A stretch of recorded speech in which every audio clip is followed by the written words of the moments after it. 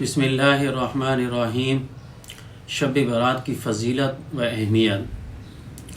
اللہ تبارک و تعالی نے قرآن پاک میں فرمایا حامیم والکتاب المبین انا انزلناہ فی لیلۃ مبارکۃ انا کنا منذرین۔ یہ جو آیات ہے اس کی تفسیر کے اندر علامہ جلال الدین سیوطی رحمۃ اللہ علیہ تفسیر جلالین میں اس رات کی طرف اشارہ کرتے ہیں، اور حضرت علی رضی اللہ تعالیٰ نے فرمایا کہ آپ صلی اللہ علیہ وسلم نے فرمایا کہ جب تم 15 شعبان کو پاؤ تو رات کی عبادت کرو اور دن کو روزہ رکھو۔ ویسے بھی آپ صلی اللہ علیہ وسلم شعبان الاعظم میں کثرت سے روزے رکھا کرتے تھے، اور آپ صلی اللہ علیہ وسلم نے فرمایا کہ بنو قلب کی بکریوں کے بالوں سے زیادہ لوگوں کی اللہ تبارک و تعالی اس رات میں مغفرت فرماتے ہیں۔ کیا معلوم ان میں سے ہم بھی ہوں، اس لیے اس رات میں عبادات کرنی چاہیے۔ اور اس رات میں اللہ تعالیٰ کی رحمت خصوصی طور پر متوجہ ہوتی ہے، اور فرشتہ اعلان کرتا ہے کہ ہے کوئی مانگنے والا میں اسے عطا کروں، ہے کوئی مغفرت طلب کرنے والا میں اسے معاف کروں۔ یہ اللہ تبارک و تعالیٰ کی خصوصی رحمت نازل ہو رہی ہوتی ہے۔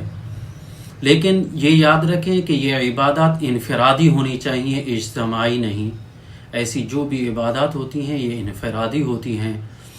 رات کو نفلی نماز کا اہتمام کرنا جماعت کے ساتھ ثابت نہیں ہے۔ اکیلے میں نفلی نماز پڑھنا اور قرآن پاک کی تلاوت کرنا اور تیسرے کلمے کا ذکر کرنا، اللہ تبارک و تعالی کے سامنے سر بسجود ہونا، نفلی نماز کے اندر لمبے لمبے سجدے کرنا اور اللہ تبارک و تعالی سے اپنے مسائل بیان کرنا، کیونکہ اللہ تبارک و تعالی کی ذات ہی ایک ایسی ذات ہے جس سے ہم جتنا مانگیں وہ اتنا ہی خوش ہوتی ہے۔ اللہ تبارک و تعالی قرآن پاک میں فرماتے ہیں یا ایھا الانسان ما غرک بربک الکریم، اے بندے تجھے اپنے رب کریم سے کس چیز نے دور کر دیا تھا۔ ایک بزرگ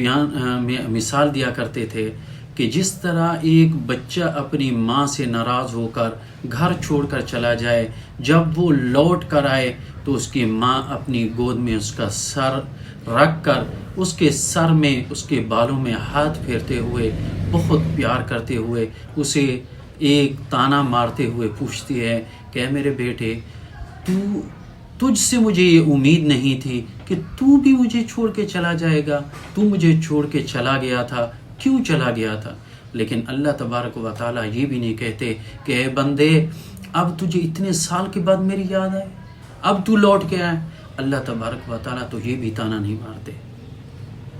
کہیں ایسا نہ ہو کہ کل قیامت کے دن اللہ تبارک و تعالیٰ کا ارشاد ہے کہ وَلَوْ تَرَىٰ إِذِ الْمُجْرِمُونَ نَاكِسُو رُؤُوسِهِمْ عِنْدَ رَبِّهِمْ، کہ آپ دیکھیں گے کہ کل قیامت کے دن یہ سر جھکائے ہوئے اپنے رب کے سامنے کھڑے ہوں گے اور کہیں گے کہ ربنا ابصرنا وسمعنا فرجعنا نعمل صالحا انا موقنون، اے ہمارے رب اب ہم نے دیکھ بھی لیا، سن بھی لیا، اب ہمیں دنیا میں واپس بھیج دیجئے، ہم نیک اعمال کر کے لوٹ آئیں گے۔ اس وقت میرے بھائی کوئی فائدہ نہیں ہوگا گڑ گرانے کا، معافی مانگنے کا، سے استغفار کرنا۔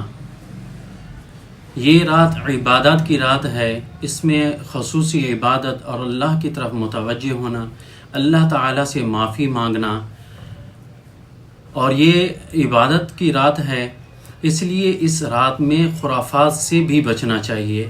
کیونکہ جو رات عبادت کی ہوتی ہے اس میں شیطان بھی پوری طاقت کے ساتھ زور لگاتا ہے کہ میں انسان کو اللہ تعالیٰ کی رحمت سے محروم کروں، اس لیے وہ ہمیں خرافات کی طرف لے جائے گا، جس طرح آج کل چل رہا ہے، نئے کپڑے پہننا، جلوس کی شکل میں قبرستان کی طرف جانا، یا اجتماعی نماز پڑھنا، یا گھر کے اندر حلوہ پکانا، یا دوسری اس طرح کی چیزیں، یہ ساری خرافات ہیں۔ یہ رات عبادت کی رات ہے، اس میں ہمیں اللہ تعالیٰ سے معافی مانگنی چاہیے اور اللہ تعالیٰ کی زیادہ سے زیادہ عبادت کرنی چاہیے۔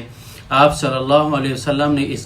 اس رات کی فضیلت اگر آپ نے سننی ہے یا اس رات کی فضیلت آپ نے بیان کرنی ہے تو رات کو جلسے جلوس اور مسجد میں ان چیزوں کے اہتمام نہیں کرنا، بلکہ اس کا ہر لمحہ بہت قیمتی ہے، جتنا ہو سکے اس میں عبادات کریں۔ اگر یہ فضائل آپ نے اس رات کے سننے ہیں یا بیان کرنے ہیں تو اس کا اہتمام رات سے پہلے کر لیں، رات سے پہلے اس کے فضائل سن لیں، رات سے پہلے اس کے فضائل بیان کر لیں، لیکن اس رات کو اپنے عبادت کے لیے مخصوص کریں۔ اور ویسے بھی ابھی جو شب برات آ رہی ہے، صبح جمعہ ہے، جمعے کا روزہ بہت افضلیت کا حامل ہے، اس لیے جمعے والے دن پھر روزہ رکھنا۔ اور اس میں جہاں فضائل ہیں، اس میں 4 بندوں کی اللہ تبارک و تعالی جو ہے مغفرت نہیں فرماتے۔